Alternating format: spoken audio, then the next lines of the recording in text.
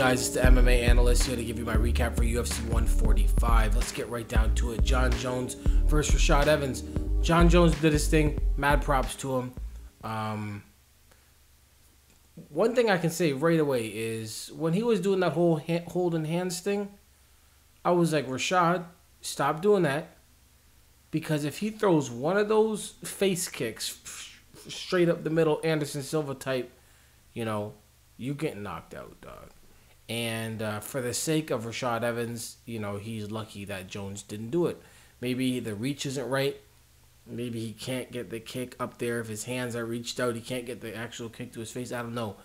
But Jon Jones, I'm not trying to give you tips because it looks like you don't need them, and what can I do anyways? But if you want to get knockout of the year, do that whole holding hands thing and look that dude right in the eyes and throw a kick. Because they got no, that's it. The thing was he kept doing the hands thing and then throwing the elbow because he could get to the face before they could pull the hands back. You know what I mean? So if you're doing whoop, where's the defense? The guy can try and block from the sides. He still can try and block to the sides, but up the middle, that'd be vicious. Good win. Rashad Evans, he had a few half-hearted takedown attempts. Jon Jones easily stuffed those. It was a stand-up fight for the most part.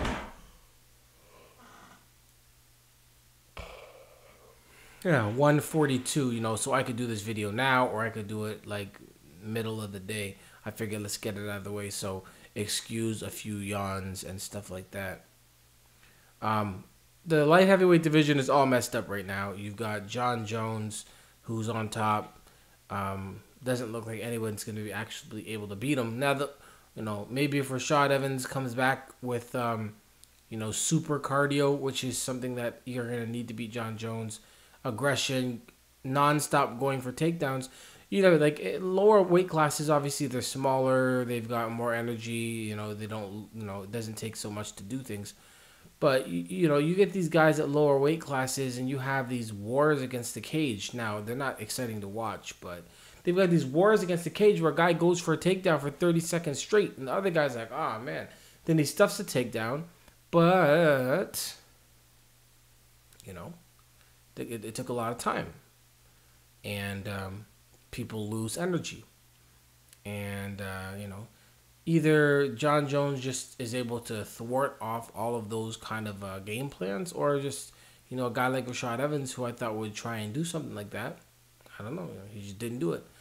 Rashad, had to have solid, fast hands defensively to not get knocked out because he got a lot of crazy stuff thrown at him. And Jon Jones is quick, and Rashad Evans was just as quick in blocking those shots. Good win for Jon Jones. Light heavyweight division, there's not much going on, man. Jon Jones is the champ. Rashad Evans just lost to him. Shogun is really not even a factor at this point in his career. Sad to say. Rampage Jackson, same thing. And he's leaving the UFC supposedly. Gustafson's not beating any of those guys except for maybe he'll probably beat Shogun, to be honest. But yeah, Phil Davis, that's just, hype. Lyoto Machida lost to Jon Jones. If Lyoto Machida went out there with total cardio and turned up the pace a little bit with the striking, who knows? But yeah, it's looking kind of strange right now for the light heavyweight division. Rory McDonald, congratulations for an absolute destruction over Shea Mills. Rory McDonald, it is not your fault that they tried to pretend like Shea Mills is the second coming of some kind of, Rocky story. And, wow, I can't believe how you shut him down. It's not your fault, okay? He was handpicked. He's a striker with no wrestling, very little ground game. You put him on his back. He doesn't even try and stop you from mounting. He just lays there and gets beat up. So, yeah, they picked him because you're going to whoop his ass. And you did what you're supposed to do. Congrats on that. Some other people on this card also had hand-picked opponents so that they could go whip their ass, and they didn't get it done. And you did. So, boom. Good job handling your business. Shea Mills, you're a good fighter, but, Joe Rogan's talking all types of craziness. Dana White's tweeting all types of craziness, like he thought it was gonna be close. No, you didn't think it was gonna be close. This is exactly the way it was supposed to happen. It is what happened, and it would happen probably every time they fought, other than that one time where the underdog wins. Brendan Schaub versus Ben Rothwell. Look, you beat somebody, you're in the top 10, and then all of a sudden you're not even relevant. And then you're Ben Rothwell. You're hurting people in other leagues. You come to the UFC. You lose to Mark Hunt. Whew. Which we find out now is not all that crazy, but he lost to Mark Hunt, lost to Cain Velasquez, also not all that bad at all. Looked bad against both of them, and then you go beat Brendan Schaub. But again, like I said, Brendan Schaub was Ultimate Fighter winner. Ultimate Fighter finalist. He's been knocked out 3 times in his career. He's only had 11 fights. Been knocked out three out of 11 times. All 3 losses coming by knockout. That's not a good thing. You're gonna need to work on not getting hit. So congratulations to Ben Rothwell. What's next for him? There's a lot of those, outside the top 10 guys for him to face. And we'll see what happens. Miguel Torres is done. He's done. He's never going to be a contender again. And when it comes to fighting contenders, he's not going to be a challenge. It's just as simple as that. He ruled a division when there was nobody in it, and when he was only fighting certain cats that he fought in Hammond, Indiana, like 37 times in a row before finally going to the WEC. So he's like 32-1, and it's like, oh, what an amazing record. But who has he fought? Like nobody. Then he goes to the WEC, beats up Chase Beebe, Yoshihiro Maeda, Manny Tapia. I'm not trying to take the guy's career away from him. I'm just saying his record is one of the most bloated records in the history of mixed martial arts. But nobody talks about that. But everybody wants to talk about somebody like Fedor. This guy, a few years ago, was on, people's pound for pound. I can proudly say I never had Miguel Torres in my pound for pound list. I'm not trying to kick a dude when he's down either. I'm just saying it is what it is. He lost to Demetrius Johnson in a fight that I thought he would lose when Demetrius Johnson was the underdog. In his 45th fight against Michael McDonald, it was even odds. And he went out there and got knocked out and didn't look good at all for the short period of time that they fought. It is what it is. Good win, Michael McDonald. Lots of fights for him next, Michael McDonald. Miguel Torres, yikes, he's going to get a pay cut too, for sure, after all this stuff. Mark Hominick, the UFC handpicked somebody for you. Not to say that Eddie Yagan isn't aggressive fighter, but he's not supposed to beat you. And that's what they knew. They knew that Yagan's not the kind of guy that's going to make a boring fight. And you're supposed to go out there and beat him after your second loss, a 7-second loss to Chang Sung-jung. And unlike McDonald, you were unable as well to do what you're supposed to do, which is go out there and get that win. It is what it is, man. I don't know. It's his 3rd loss in a row. He's not going anywhere. I'd be so surprised if they cut Mark Hominick. He's not getting cut. But I don't know what they're going to do with him.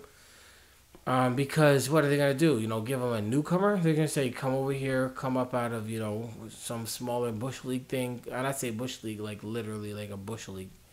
Come on over here and get beat up so that we can get Mark Hominick back on the winning track. I mean, damn. He got dropped in the first round, dropped in the second round. People thought he might have won the fight. I mean, he definitely controlled the vast majority of the action when it came to the second round and the third round. First round, he was just getting swung upon, dropped. Second round, he got dropped. The judges thought that was enough to get the win. So I can't hate on the guy who got knocked down in 2 separate rounds, losing a fight. I can't hate on that. So, it'll be interesting to see what they do with Mark Hominick. Mark Bocek, congratulations on doing what you're supposed to do, which was get the fight to the ground, or at least not get knocked out by John Alessio. It looked kind of hairy in a few places, but good win for Mark Bocek. Travis Brown over Chad Griggs. Nice submission, good win. Matt Brown, Stephen Thompson. Oh my God, the kind of hype that they were talking about with Stephen Thompson. Like, it's one thing for me to say, Stephen Thompson. He's got some pretty good striking from what I've seen, from the footage I've seen, from his record, from his first UFC fight, and from what I've seen online. It's one thing for me to say it, but for like people at his team to say this is the best striker that's ever come into my gym, and then for him to go against Matt Brown and be the favorite, a 3-1 favorite against Matt Brown, and I think it was Stephen Thompson's like 5th fight, maybe 6th fight. It was his 7th fight. Be the favorite. Matt Brown getting dead tired. It's like this kind of fight. I really can't stand when I see these types of fights. It bothers me to no extent. Matt Brown is just throwing the worst stuff I've ever seen, and by the middle of the third round, he'll just kick Thompson, and then it'll just fall to the ground. Just kick him in the leg, and it'll just fall over. It was crazy. By the way, I'm trying to look back to see who was that one with the worst punching I've ever seen in my life. Okay, yeah, that's still coming up. All right, so congratulations at the end though. Mac Desi versus Anthony Njokuani. Njokuani, congratulations on the win. McDessie's striking just wasn't at the same level. A lot of spinning, weird stuff that is really ineffective against somebody who actually knows what they're doing on their feet 99% of the time. Mac Danzig, Efrain Escudero. I can't stand Escudero. He's